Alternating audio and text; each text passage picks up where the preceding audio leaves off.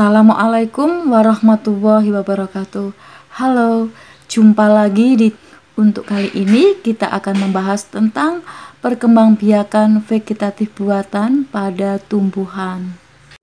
Ada beberapa tujuan mengapa vegetatif buatan itu perlu dilakukan. Satu adalah menghasilkan tanaman anakan yang sama persis dengan induknya.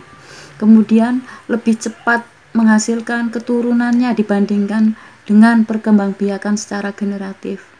Yang berikutnya, dapat mengendalikan kualitas yang dihasilkan. Artinya apa? Kualitas yang diinginkan itu bisa terwujud melalui vegetatif buatan.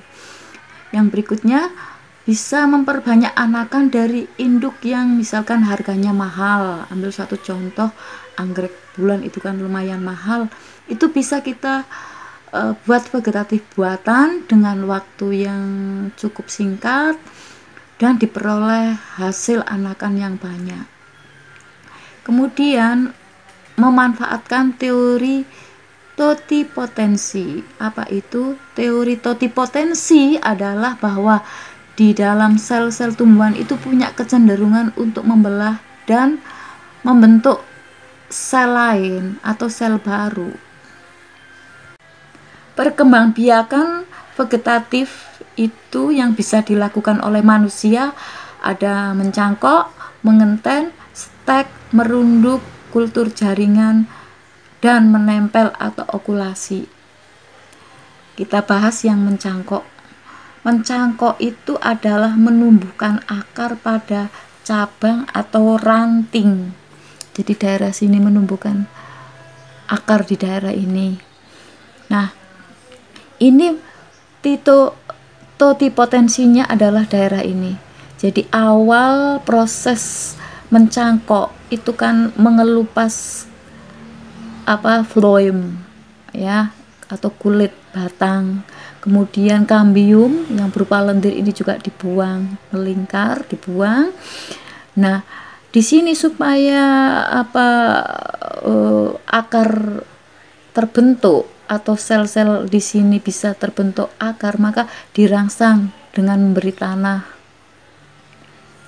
tanah, ditutup dengan plastik atau sabut kelapa, dijaga kadar airnya, maka dengan hitungan minggu, sekitar 3 minggu, 4 minggu, maka terbentuklah akar. Bila sudah ada akar banyak, bisa dipotong, jadilah individu baru.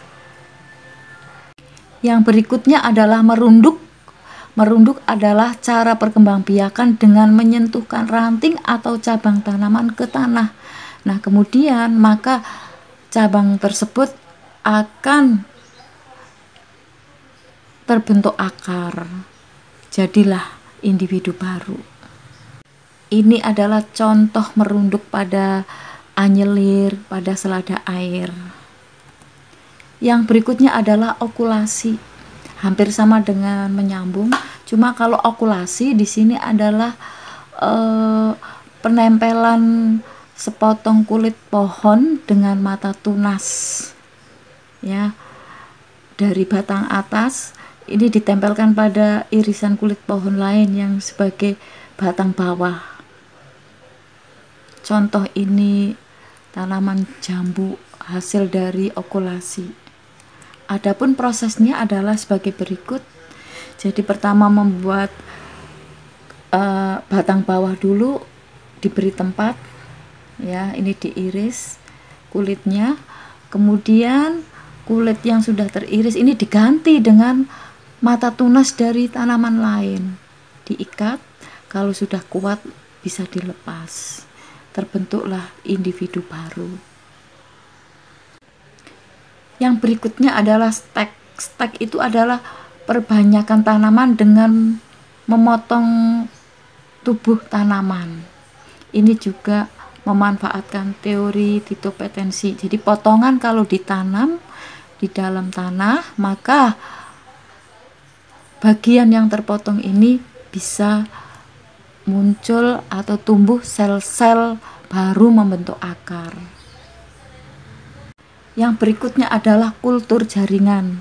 Kultur jaringan ini kalau dipraktekkan mudah, tapi memerlukan biaya yang lumayan mahal karena kesterilan ruangan tempat itu sangat berpengaruh sekali.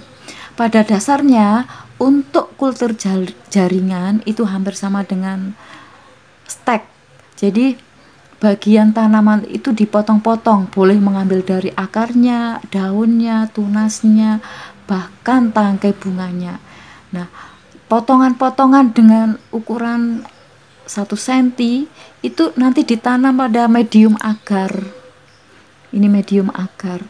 Nah, potongan tersebut itu akan tumbuh menjadi individu baru. Kalau sudah terbentuk individu baru, sudah ada akar, bisa dipindah ke lingkungan luar. Itu yang maksudnya dari kultur jaringan. Adapun keuntungan dan kerugian dari vegetatif buatan adalah keuntungan jelas itu tadi lebih cepat terbentuknya individu baru dengan jumlah banyak, dan yang paling penting di sini adalah buahnya lebih cepat diperoleh. Kemudian sifatnya persis dengan induknya yang diinginkan. Cuma kerugiannya adalah tidak sekuat seperti tanaman aslinya. Demikian teori tentang materi vegetatif buatan. Mudah-mudahan bermanfaat. Selamat belajar. Terima kasih. Wassalamualaikum warahmatullahi wabarakatuh.